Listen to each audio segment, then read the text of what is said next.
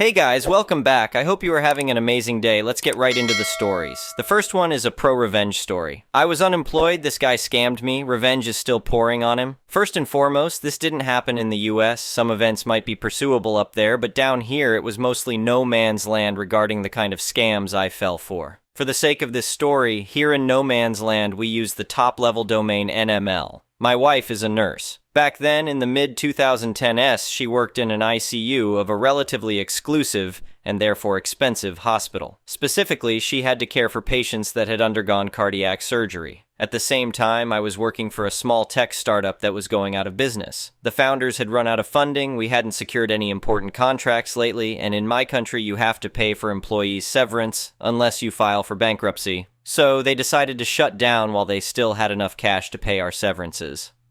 One day my wife calls me and tells me about this gentleman in his early 60s that had been on the verge of passing away, and after that close call he was so grateful and effusive. We'll call him Charlie Moreno. This gentleman happened to work in tech imports, which gave him access to incredibly convenient deals. "Hey, you won't believe what happened today," my wife said excitedly over the phone. "What's up?" I asked, curious about her enthusiastic tone. "Remember that patient I told you about, the one who almost didn't make it? Well, he's so grateful he wants to sell us a 4K TV, a store demo unit that's barely been used. We'd only need to pay like 1/4 of its retail price." It caught me off guard. I hesitated. "Are you sure about this?" "He seems genuine," she reassured me. "Plus, he said to keep it quiet because he's risking his relationship with the brand." I was naive, I know. But I thought, being her patient, she knew all personal data from this guy, so it seemed unlikely he would target her for a scam. His father was a known businessman. Now retired and approaching his 90s, Mr. Moreno Sr. was well respected in his community and wouldn't have let his son wreak havoc. Also, my wife had acquaintances in common with Charlie's sister, a known doctor at another hospital. The holiday season was approaching, she asked Charlie, who had been already discharged and back home, for advice regarding the present she wanted to give me, a smartphone. He hooked her up with the best she could think of. Now, I can't remember the exact model, but it was the latest iPhone and it wasn't yet offered by local carriers. He had access to it because of his status as a local representative for said brand. She went with it. Paid. The job position I've said my employer was shutting down, so just for the sake of it, she asked Charlie if he knew of someone needing an IT guy. "Of course," he said. "I'll meet your husband at this place tomorrow, etc." And there I was, in a trendy coffee shop downtown. He pulled over in a Tesla. Mr. Moreno was a normal-looking guy, used a cane, and had a noticeable knee or hip pain. We sat down, and he told me about a mid-management position reporting to him in a renewable energy company I had barely heard about. "Listen," he said, leaning in conspiratorially, "this company is about to explode. They're on the cutting edge of solar technology. You'd be perfect for their IT department." He coached me on what I should say in the upcoming job interview. We spoke about salary. I was dazzled. "Wait, renewable energy? Didn't you say he was into tech imports?" He was that kind of guy you can't pause to question, because he'd already thrown something extra to the mix, and this position had a better paycheck than the one I was being laid off from. In the next days, we had a few phone calls. Stuff looked promising. I had been already laid off. We agreed he'd pick me up on December 24th, and he'd introduce me to senior managers as the recommended help desk junior manager. I woke up extra early, put on my best suit, waited in the front yard. Hours went by. I had planned to be back before noon to arrange stuff for that night's dinner because my parents were coming over. After calling him repeatedly, he told me he had been assaulted and robbed. "They took my cane and broke it on my knee," he wailed. Poor guy. I told him to forget about my interview for the time being. No, I promised you I'll make it up to you." Of course, since he had been injured, he wasn't able to deliver the items my wife bought from him. That night, my mother asked me about the new job. I could not bring myself to tell her about the delay. I told her it was going fine. That night, I Googled him. Nothing showed up except for some awards in the Imports and Customs Associations of whatever. He called me to reschedule our interview, December 31st. Again, picture me in my best suit outside my house on a summer morning. Of course he didn't show up. When I finally reached him, he tells me that when his car had been stolen last week, they took his wallet too, which these thugs eventually dropped during another robbery, so now he had been detained as a suspect for that. He hadn't been able to pick up the imported electronics from the customs office, so they had them moved to another custody unit where it would take a couple of weeks to retrieve. That night, we went to my parents for New Year's Eve, and my mother asked me about the new job. "It's all fine," I said. I Google him again, this time with variations regarding his name or the supposed company he was setting me into. Not much showed up, nothing shady. The next call was like a week later. He told me that because he was being involved in a police investigation, this renewable energy company had fired him. But this was actually good, because now I was going to be interviewed to take his position as IT manager. This meant double my former paycheck, and securing a position that would be a leap forward in my career, so I don't ask many questions. I was just grateful. All those delays in the end would pay off. This situation, as you have already figured out, went on and on for weeks. My interview never happened. The electronics never arrived. We had lost our money, our time, our holidays, our hopes, and I was still unemployed and hadn't been applying for job offers since I had this one allegedly secured. I texted him, somewhere in between. I texted him, "Why are you doing this to us?" He texted back, "If I wanted to, you have nothing on me, but if you stick with me, you'll be rewarded tenfold." Cue in, the detective time went by. Eventually, my wife overhears from a coworker about this patient in another hospital she was working at. Some nurses do work part-time at other hospitals. She had fallen for it too, but her husband was a detective, so a few hours later we were filling him in on the details of the scam we fell for. Asking around, he found a third nurse scammed by this guy. Soon enough, he was detained, this time for real, and admitted to have been scamming people due to an impromptu invented mild dementia. This detective talks him into an off-court deal in which he gave us back every cent, but not my time nor hopes, in exchange for us not pursuing any legal action. This was a decent deal because us, having failed to make a written agreement on any of these purchases, had at most a weak claim to our money. By the way, the money with which he paid us, he had to borrow from his father and some from his sister, the doctor. Remember, this didn't happen in the US? This agreement is actually completely legal down here. So I made a blog. This part I rewrote to clarify events and consequences in our legal system. I couldn't go for any further legal action, but there wasn't a non-disclosure agreement whatsoever, and I thought, what could prevent other people falling into this scammer's lies? Well, perhaps some Google results? I was in a unique position to tell my story without risking a legal backlash, so I created a blog on WordPress.com. Think something like charliemoorenotthescammer.wordpress.com. It was a single post in third person telling my story. The site's admin, me, of course, closing words were, "Has it happened to you?" In the following days, that post's comments had a dozen stories much like mine. For each comment that deserved to be a story of its own, with due permission from its author, I turned those into a post with a brief intro. A testimony from Maria from X City. Each one eventually had comments, and so on. Since civil action court filings, as opposed to criminal courts, are public in my country, you can dig into ongoing class actions and recent settlements. I found out 5 years later he tried suing the contact for WordPress.ml, our local fictional TLD, on the grounds of undermining existing past and potential activity for the plaintiff. I'd say that part is true. To this day, if you Google for Charlie Moreno, that blog will be the first result. It has been for the last 10 years. The case, of course, was dropped, but he took it to appeals and then to Supreme Court. There is another entry filed under a different local court, promptly dismissed, and whose expedient closes with his lawyer apologizing to Automatic.com for any past or future inconveniences related to this case, and whose verdict rules Charlie Moreno had to pay also for the sued party attorney's fee. There is a third suit. It was filed by his former lawyer, to whom he hadn't paid for the former civil actions. I was tempted then and there to set a post on this blog saying, "If I wanted to, you have nothing on me." However, I have never attempted to let him know who's doing this. And you know, I feel sorry for him, but every time I consider taking the blog down, I log in again. Today I did, after 3 years. And see, he's still doing it. Those comments I turned into posts, of course. Even knowing that I'm legally covered, the fact that I haven't ever been contacted tells me he's done this to so many people we wouldn't know where to start. All of his victims or scam targets are people in a vulnerable moment of their life, or a rough patch. Unemployed guys, small startups looking for an angel investor, small branch salespeople pursuing a promising commission. Those who have, in time, reached a compensation or agreement, it's because Charlie's now ancient father had to chip in. From what they say, his sister has gone no contact, but it's still the one they go to before suing. Most of the commenters leave their email addresses, and I have known of a few that have teamed with each other and succeeded in legal actions. But even if they hadn't, they have a place to rant, and their rants are still the first result in Google if you look for him. Perhaps this is not a revenge, but it's my story.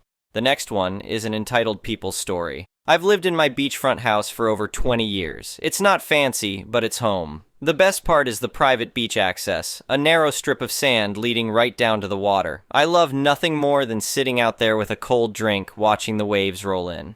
That all changed when the Wilsons moved in next door last summer. At first, they seemed nice enough. We exchanged pleasantries over the fence, talked about the weather, pretty standard neighbor stuff, but things took a turn about a month after they arrived. I was heading down to the beach one afternoon when I noticed a couple of lounge chairs set up on my portion of the sand. Figured it must have been an honest mistake, so I moved them over to the Wilsons' side.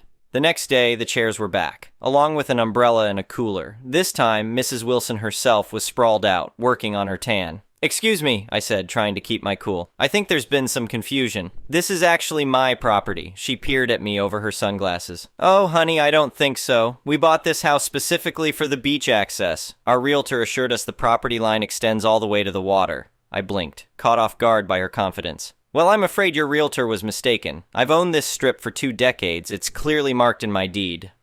Mrs. Wilson just laughed and waved me off. "Why don't you double-check those property records, dear? I'd hate for you to embarrass yourself." I was steaming as I stormed back to the house. The audacity of this woman. I dug out my deed and property maps, determined to settle this once and for all. But as I pored over the documents, my heart sank. The boundaries weren't nearly as clear-cut as I remembered. The next few weeks were tense. The Wilsons continued using my beach as if they owned it. They even started inviting friends over for cookouts. I felt powerless, unsure of my legal standing. Then one Saturday morning, I woke up to the sound of an engine revving. I looked out my bedroom window to see Mr. Wilson on a riding lawnmower, cutting my grass. He had pushed my fence back nearly 10 feet, expanding their yard into what was clearly my property. That was the last straw. I marched outside in my pajamas, screaming for him to stop. Mr. Wilson just grinned and kept mowing. "Bob Wilson, you turn that thing off right now or I swear I'll call the cops." He killed the engine. "Go right ahead. This is our land, plain and simple. We're just reclaiming what's rightfully ours." I was shaking with rage. "You can't just decide where property lines are. There are legal processes for this." "Then I suggest you get a lawyer," he smirked. "Because we've already started the paperwork to have the deeds officially changed." I stood there, slack-jawed, as he fired up the mower and resumed destroying my yard. As soon as he finished, I called my buddy Steve.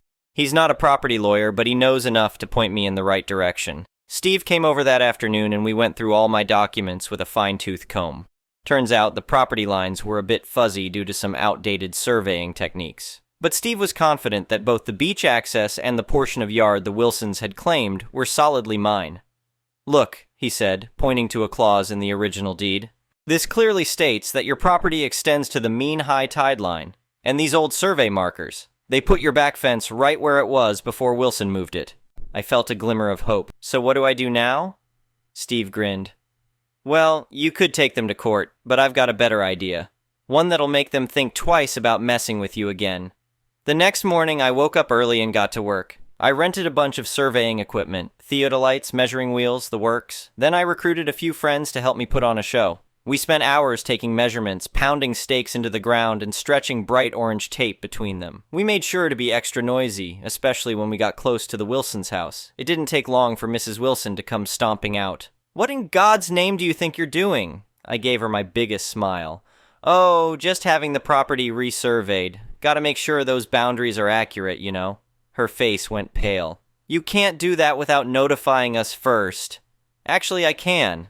I'm surveying my own property after all. But don't worry, I'll be sure to provide you with a copy of the results. Wouldn't want there to be any confusion about where your land ends and mine begins." Mr. Wilson joined his wife, looking nervous. "Now, hold on. Let's not be hasty. I'm sure we can work something out between us." I shook my head. "Oh no. I think it's best we let the professionals handle this. In fact, I've already contacted the county assessor's office. They'll be out next week to officially update the records." The Wilsons exchanged a panicked look. They knew they'd been caught. "Listen," Mr. Wilson said, his voice suddenly conciliatory. "We may have been a bit overzealous in our interpretation of the property lines. Why don't we sit down and discuss this like reasonable adults?" I pretended to consider it. "Well, I suppose we could come to an arrangement, on one condition." "Name it," Mrs. Wilson said quickly. "You put my fence back exactly where it was, and you sign a notarized document acknowledging that the beach access belongs to me." They agreed without hesitation. Within a day, my yard was restored, and I had in writing that the beach was mine. The Wilsons even apologized, though I could tell it pained them to do so. These days, things are pretty quiet between us. The Wilsons keep to themselves, and I make a point of enjoying my beach as often as possible. Sometimes I'll catch them watching enviously from their window. When I do, I just smile and wave. It just goes to show, you don't always need lawyers and courtrooms to solve a dispute. Sometimes a little creativity and a whole lot of orange surveyor's tape will do the trick. The next one is a petty revenge story. I was flying solo in my early 20s, at a small airport in Europe waiting to pass through security in the very early morning. Because of the time, the line for security was not too long, maybe 20 or so people waiting. I was only traveling with a large backpack. There was only one agent serving the whole line. There was a couple queued behind me with a big rolling suitcase which they were pushing in front of them. As the line crawled forward and I took a few steps forward to close the gap, the woman pushing her suitcase rammed it into the back of my legs.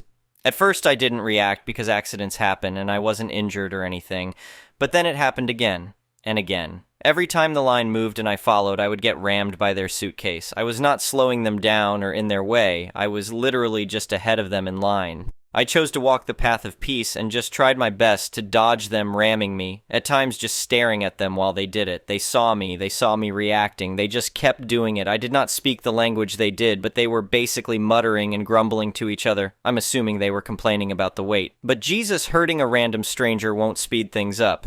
My best guess is they were trying to bait me into a conflict. Who knows?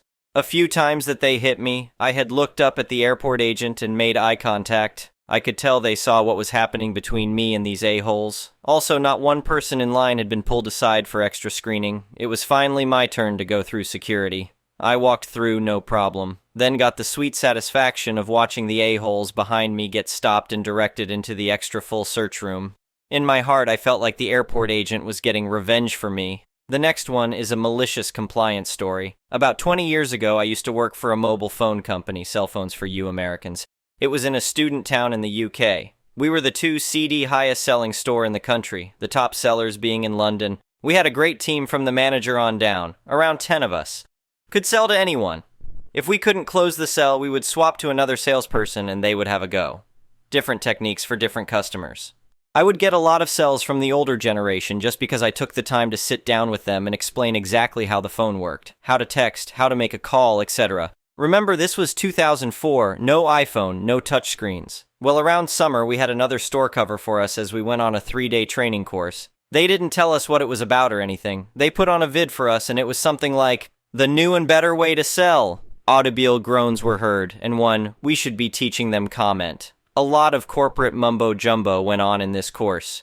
With these techniques, you will sell, sell, sell. We were told what we could say and what we couldn't say to customers. We couldn't ask someone, "How are you today?" because they could be having a bad day. Couldn't say, "I'm sorry." "I'm sorry" in the UK is a phrase that you say basically for any bad news. "It's raining." "Oh, sorry to hear that." "My goldfish died. Sorry, mate."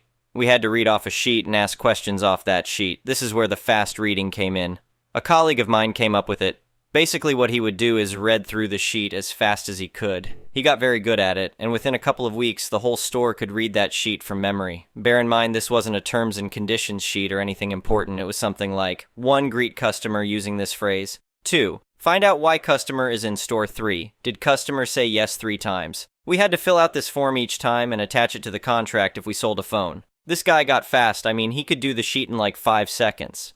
He would basically grab a customer and just say to them, "I have to follow this sheet," and show it to the customer. Then rattle through it while the customer is looking at the sheet. He would then say to the customer something like, "Now that I've fulfilled my obligation," then go back to what would work for him normally. That sheet lasted less than 3 months. We started printing already filled out sheets to speed things up. Throughout the company, sales went down as people weren't allowed to be themselves. It was like the ways call centers are now. Run off a script.